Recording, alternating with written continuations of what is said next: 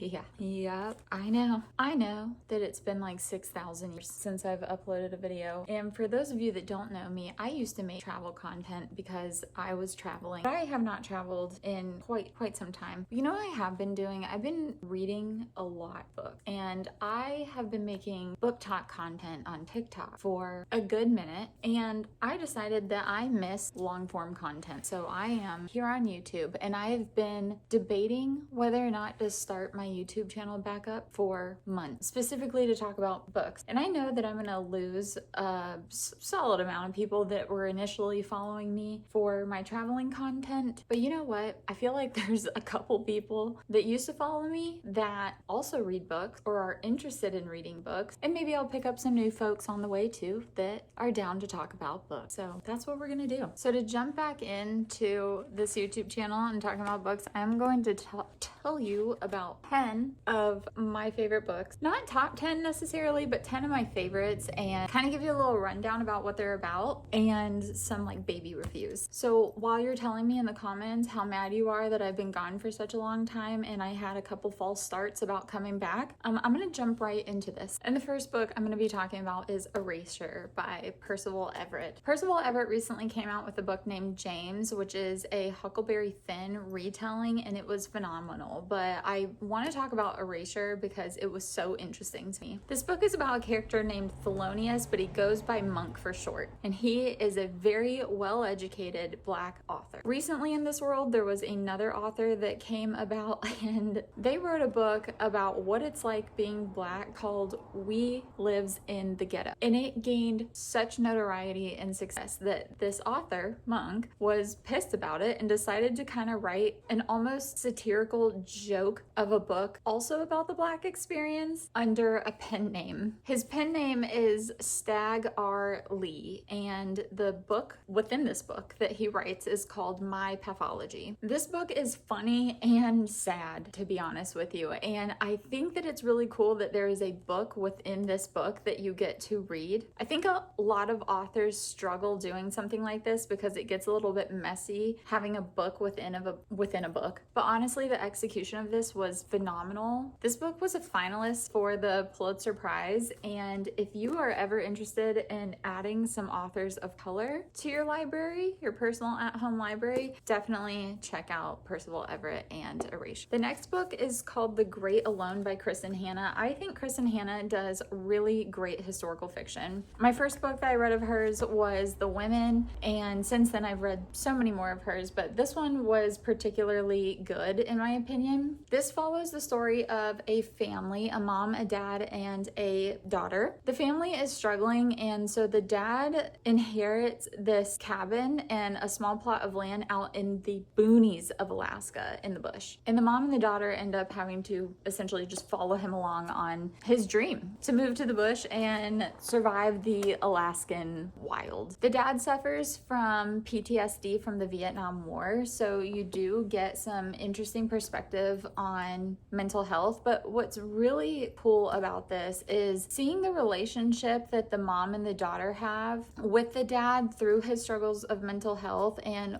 how that leads him to treat them both. It's not that great, but there's so much love because they're family. So while this is all going on, this is all along the backdrop of having to survive one of the harshest climates in the world. Alaskan winters are no joke, and they are pretty much fending for themselves out there. There is a small community of people in the bush, and they really come to rely on each other because you have to if you're gonna be trying to get through these winters in times of like intense scarcity. I really loved the way that the community rallied around this family, especially while they were having their own internal struggles amongst the family. I think I cried like twice while reading this, and that is a feat for me because I don't cry very often when I'm reading. This is a #1 New York Times bestseller, and it's there for a reason. It was very good. A lot of people on Book Talk and BookTube may recognize R.F. Kuang. I'm currently reading her newest book release, which is called Catabasis. I might be pronouncing that weird. I've heard a bunch of people pronounce it in different ways, but this is Babel. And no spoilers for Catabasis, but I honestly think that the success of Babel is what Kuang is trying to write ride off of by writing another dark academia book. This one was so cool. This is about a group of students at Oxford University that are specifically chosen to be a part of their language program. The setting is 1828, and I think colonialism and racism are topics that are touched on really well for a fictional setting that has elements of like magic. This book mainly follows a character named Robin Swift, who is of Chinese descent, and him and his classmates are a part of a really prestigious translation institution. And as these students translate words, it kind of turns into the power that literally powers the world, like electricity almost. But the students kind of realize that as they're powering Britain with their skills in their native languages, it's only pushing forward Britain's colonization in empirical way, and it's all in detriment to their native countries. So the main character kind of gets caught in between his lifelong pursuit of attending Oxford and this prestigious translation institution, and a group of people, a small group of people, who are completely against and trying to stop the imperialism going on and the expansion of Britain. I think of all of Kuang's books, this one is definitely my favorite so far. I've also read Yellowface and The Poppy Wars, but honestly, Babel is the best one so far. This book actually scared me as I was reading it. It's called This Thing Between Us by Gus Moreno, and it is about a man and his journey navigating grief. He loses his wife and decides to move really far away to the middle of nowhere in the woods to try to escape anything that reminds him of this grief that he's going through. But some really weird stuff starts following him, and he soon realizes that he is not going to be able to escape this grief or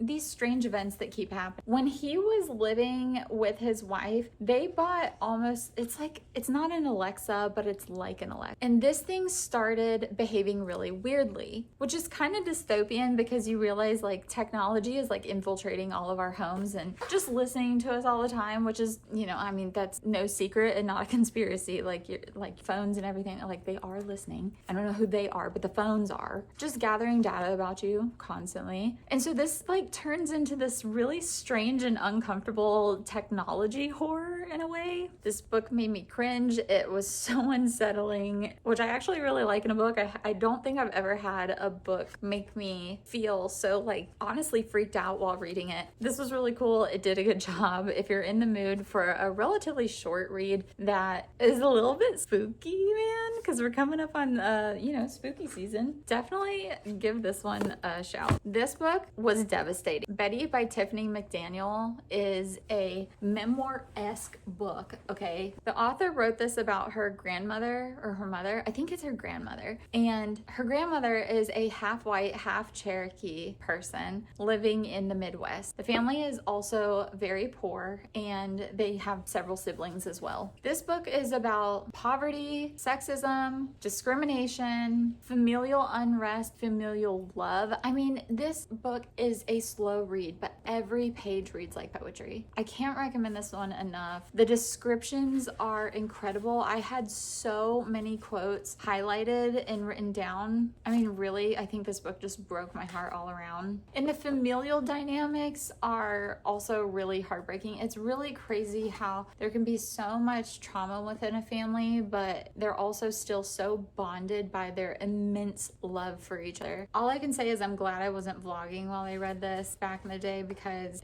it would have just been like a 3-hour video of me sobbing. Check the trigger warnings on this, but I think everyone should read this book. Boy Parts by Eliza Clark. I have never read a book with such a dislikable main character. This is about a really, really entitled, awful girl named Irina who decides that she is going to take photographs, very explicit photographs of men. And in these photo shoots, she is constantly pushing their boundaries of what they're comfortable doing and what they're not. Irina is a party girl. She only cares about herself. You also get these interesting like text message perspectives from her best friend, just kind of backing up how horrible of a person she is. But she gets this opportunity to have an exhibition in in London for her photography, and she ends up laser focusing on this one dude who she really wants to photograph, who ends up being an incredibly kind person. But the way that she goes about using him, her friends, other people for the sake of her art, I mean, it's disgusting. She's horrible. You'll hate this main character. And I think that's a really bold move on the part of the author of this book. I can't imagine trying to write something where the person that you're writing about 24/7 is so awful.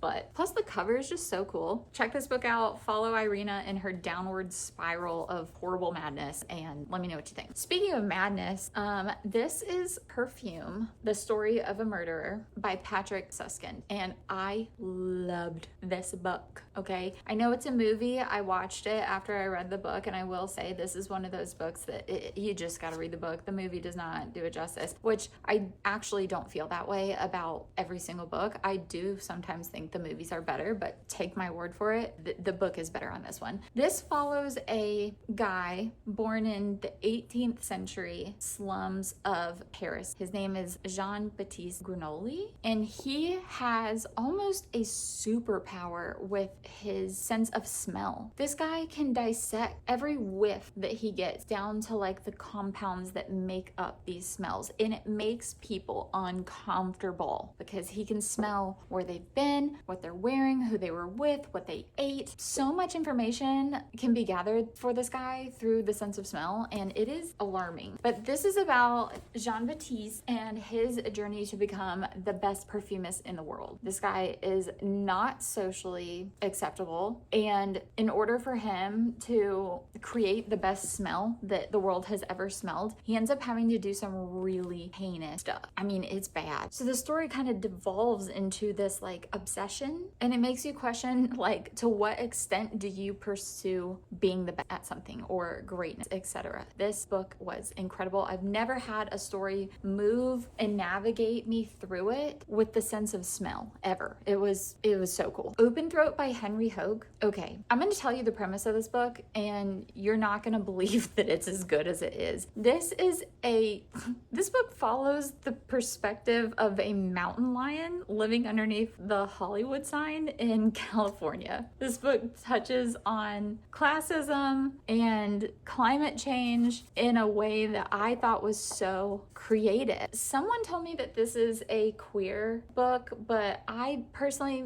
didn't get, I don't know. I would say it touches more on climate change and classism than it does the queer community. So this mountain lion is living underneath a Hollywood sign. Obviously, it is a drought-ridden place, and all he does all day is hear hikers talk about their problems, their very LA problems, and he wonders whether or not there's anything to do about it and whether or not he likes these people. So the mountain lion's biggest struggle is whether or not he wants to eat a person or become one, and it is really weird, it's sad, and it made me want to hug a mountain lion. Back to historical fiction here. I've talked about this book so many times. This is Pillars of the Earth by Ken Follet, and I don't know if I've ever read a historical fiction this good. This follows a group of people in a community in the very beginnings of this town. This is like when they started building like cathedrals and stuff in Europe. This book follows so many different characters of this town, and I think that usually that would be confusing, but Ken Follett does this so well, and everybody's interconnected. I mean, it's a small town. It's just starting off. She's thick, okay? But I will say the audiobook version of this is absolutely incredible. So if you are just driving in the car on the way to work every day and you just want to listen to little bits and pieces of a story, this is it. It's so good. This might have been one of my first like 5-star books I ever read. God, it's so good. It's so good. I just can't say enough things. It's so good. It sounds boring, okay? But it goes through like so many different archetypes of people, like good and bad and sensuality and sadness and grief and goals and rich people and poor people and men and women and oh my God, it covers so much. Fantastic. Last but not least is Stone Butch. This book single-handedly turned almost every 5-star book I've ever read into a 4-star because this is the amount of times that I cried. I'm not kidding. This book is a semi-autobiographical book about what it's like living as a self-proclaimed stone butch in New York in the 1960s. So all along the backdrop of the Vietnam War, the draft, the civil rights movement, etc., etc. Now, this is a queer book. This broke me into a million pieces. The author's name is Leslie Feinberg, and the main character's name is Jess Goldberg, I believe. This is the story about her life from childhood into her adult life, not old adult life, but into her adult life, reconciling with the fact that she does not present as a feminine person, and trying to figure out whether or not that means that she wants to be a guy or wants to stay a girl, or if she's, you know, a lesbian or a guy that's straight. I mean, she is very confused and just trying to navigate a world that does not accept butch women. This broke my heart into a million pieces. Check the trigger warnings. It's horrendous. But